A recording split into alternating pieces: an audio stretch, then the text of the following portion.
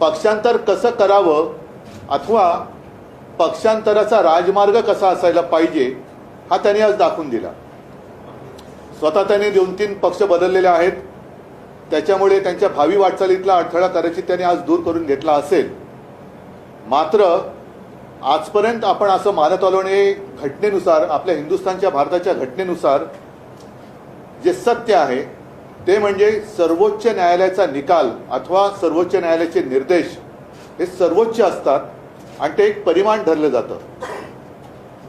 पण ह्या नार्वेकरांनी आज जो काही निकाल दिला, काल आपल्याला सर्वांना कल्पना आहे की अनिल परब यांनी सर्वोच्च न्यायालयाने काय निर्देश दिलेले आहेत, काय एक चौकट दिलेली आहे, त्या चौकटीच्या अंतर्गत काय निर्णय घ्यायला पाहिजे अथवा काय चौकशी करायला पाहिजे हे स्पष्ट निर्देश सर्वोच्च न्यायालयाने दिलेले होते. ते संपूर्णपणे धाब्यावर बसले, पायदळीत उडवले आणि जणू काही आमच्या मागे महाशक्ती आहे, आम्ही सर्वोच्च न्यायालयात सुद्धा जुमानत नाही, हे आजच्या त्यांच्या त्या निकालातनं दिसून आलेलं आहे.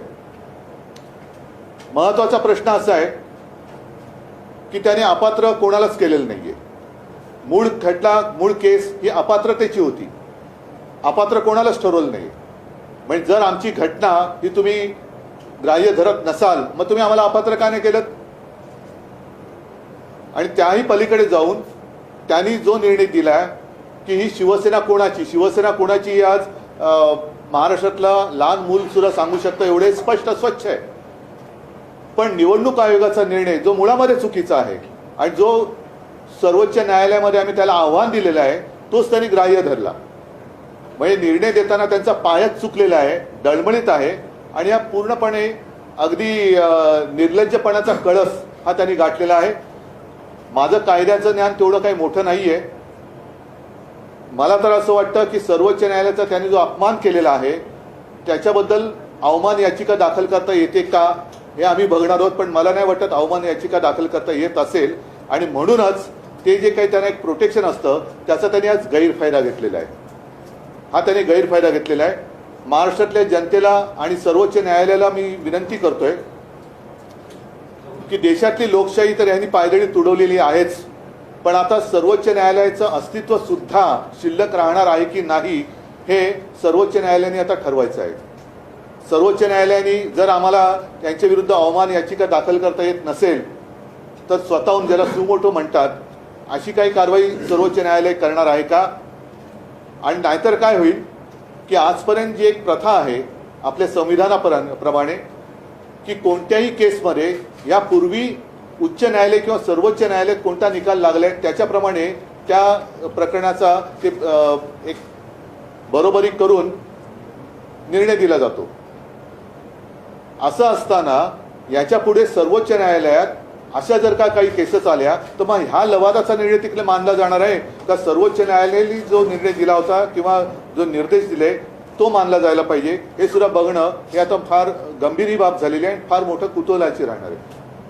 जून 2018 मध्ये जे तुमची नियुक्ती करण्यात आली होती ती नियुक्तीच अवैध आहे असं देखील अध्यक्ष तो त्यांचा अधिकारच नाहीये.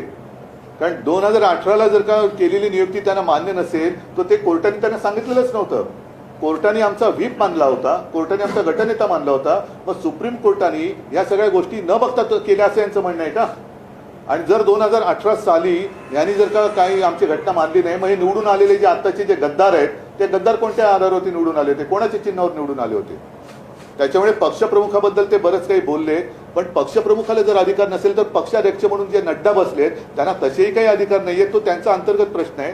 मग हे पद किंवा हे नसतंच. त्याच्यामुळे त्याने एक मान्य करायला पाहिजे की जसं एक नेता असतो त्याचे सहकारी असतात आणि नेता म्हटल्यानंतर तो दिशा दाखवत असतो, दिशा दाखवण्याचं काम हे नेता करत असतो आणि ते जर का करणार नसेल आणि लोंढ्यामध्ये वाहत जाणार असेल तर तो नेता कसला? मला त्याच्याबद्दल बोलायचं नाही कारण ते त्यांच्या चौकटीत न बसणारे ते बोललेले आहेत.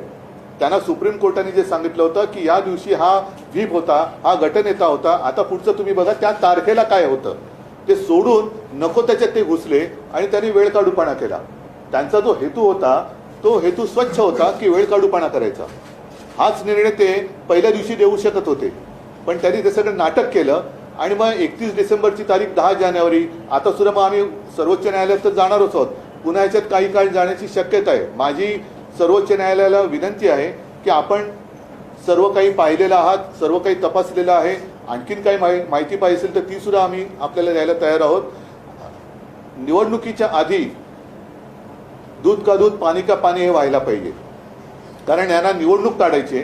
निवडणुकीमध्ये यांना असं वाटलं होतं की लोकांच्या मनात, जनतेच्या मनात, मतदारांच्या मनात आपण संभ्रम निर्माण करून शिवसेना संपवू. पण शिवसेना काही संपत नाहीये आणि शिवसेनाही संपणार नाहीच. आणि मिंद्याची किंवा गद्दाराची शिवसेना हे महाराष्ट्रातली जनता, देशातली जनता मानणार नाही. ते असं म्हणतात की 2013 पासून त्या संघटनात्मक निवडणुका व्हायला पाहिजे होत्या, त्या झालेल्या नाही. त्यावेळी ते तेव्हा आमच्या पक्षात नव्हतेच आणि आम्ही ते सगळं वेळोवेळी निवडणूक आयोगाला सादर केलेलं आहे. त्या जर झाल्या नसतील तर मग हे मिंदे आणि त्यांच्या बरोबरचे गेले ते कोणत्या पक्षाचे म्हणून त्यांनी त्या अध्यक्षाने ॲफिडेव्हिट दिलं होतं 2019ला आणि 2014, 2019 असेल, काही असेल आणि आत्ता सुद्धा काय असेल ते. शिंदेची शिवसेना हीच खरी शिवसेना असा निर्णय शिंदेची शिवसेना ही शिवसेना होऊच शकत नाही. कारण शिंदे आणि शिवसेना हे नातं तुटलेलं आहे. त्याच्यामुळे भले त्याला, मी काल म्हटलं ना की त्यांची मिलीभगत होती. ज्याप्रमाणे त्यांनी जाऊन एका न्यायमूर्तीने आरोपीची भेट घेतली 2दा, त्याच वेळेला हे सगळं ठरलेलं होतं. पंतप्रधान, जर महाराष्ट्रामध्ये अनिश्चिततेचं वातावरण होतं, निकाल काय लागणार अपेक्षित होता, माहिती होता का? पण तरी देखील पंतप्रधान दौऱ्यावरती येत आहेत. तरी देखील हे डावोसला जाणाऱ्यांचा दौरा आधीच जाहीर झालेला आहे, आज पेपरमध्ये आलेला आहे. मग हे कसं काय तुम्हाला आधी कळलं? म्हणजे तुमचं हे सगळं सेटिंग होतं, फिक्सिंग होतं, मॅच फिक्सिंग होती. आणि आम्ही सर्वोच्च न्यायालयात गेलेलोच आहोत. सर्वोच्च न्यायालयाने एक यांचा आदर करण्यासाठी म्हणून त्यांच्याकडे प्रकरण दिलं होतं. पण सर्वोच्च न्यायालयाने जी चौकट आखून दिली होती त्या चौकटीच्या बाहेर जाऊन कायद्याप्रमाणे निकाल न देता एक काहीतरी प्रोसिजर त्यांनी केली आणि कायद्याचा अन्वयार्थ किंवा अनर्थ लावून तो निकाल दिलेला आहे. हा निकाल काही सर्वोच्च नाही.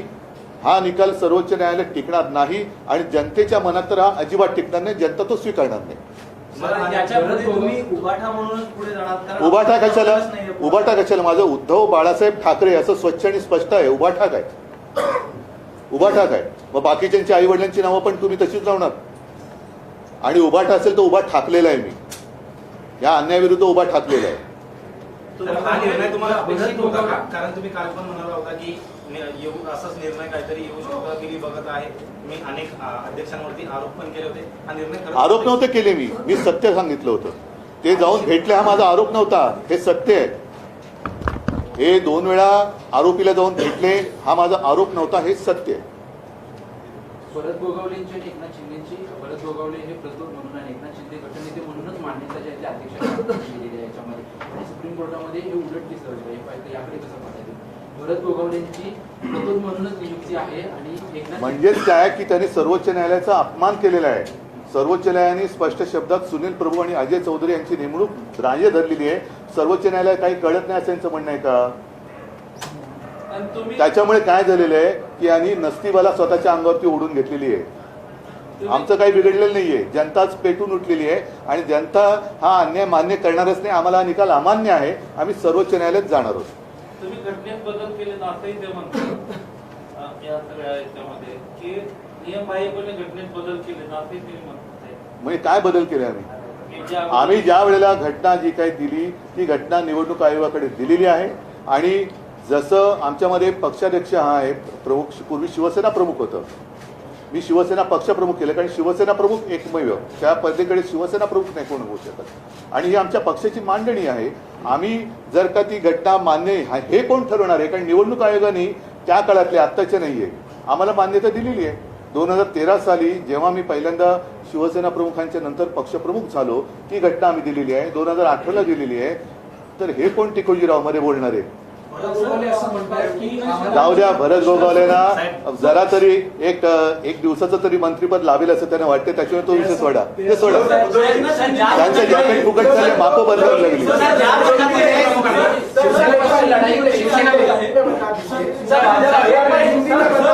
एक थांब ना आता हिंदीमध्ये. हा बोली तुम्ही ते नाही मुख्यमंत्री हे काय म्हणायचं त्याला काय शब्द येते? चुकी, म्हणजे सुप्रीम कोर्टाने तर त्यांना चुकीचंच ठरवलेलं आहे. त्याच्यामुळे ते त्यांची प्रतिक्रिया ही पण तशीच आहे, 13च्या टोपलीत टाकण्याची.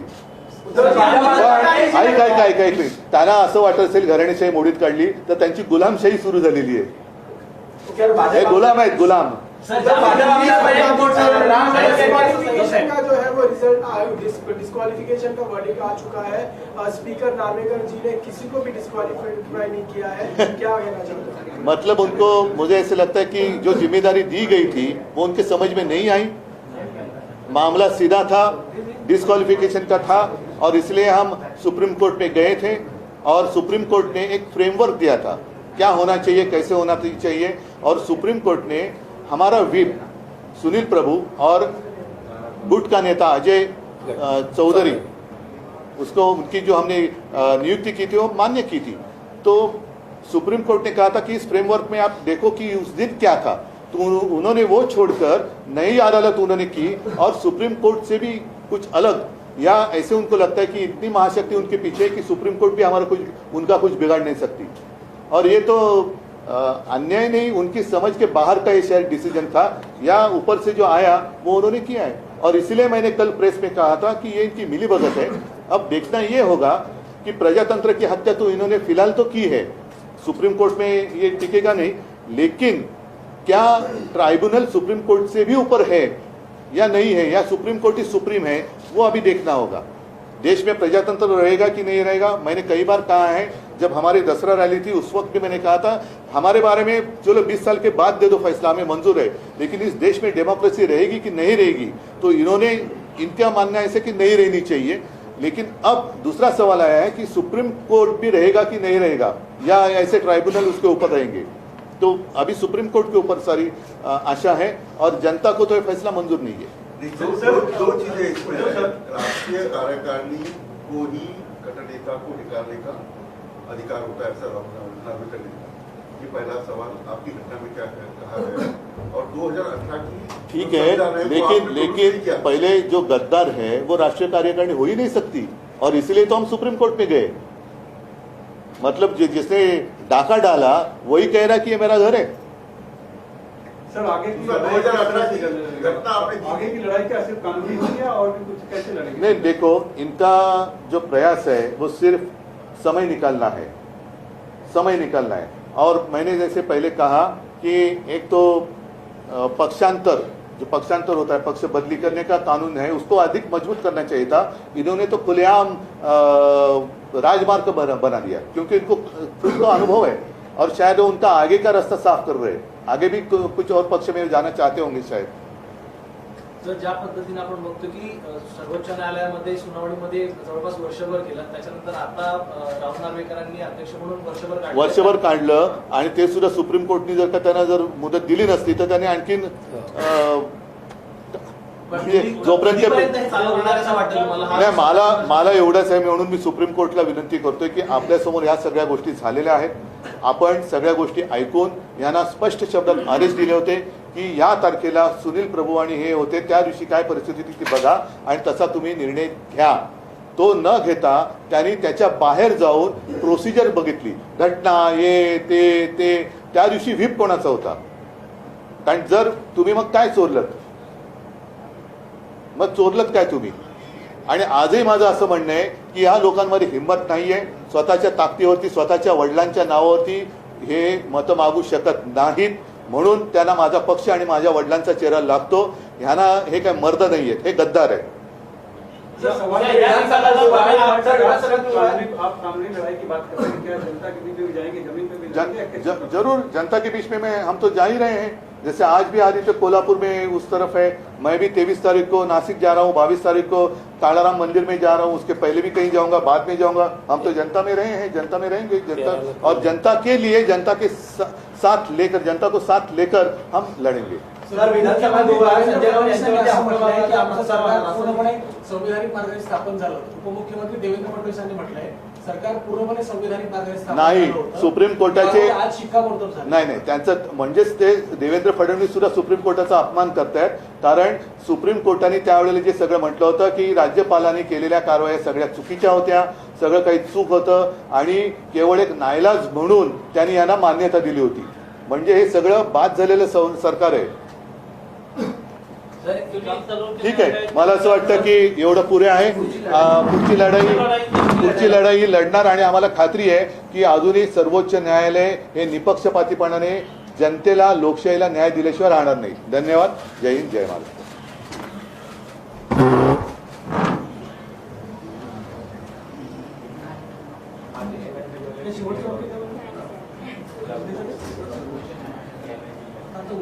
हाँ, सर्वोच्च न्यायालय से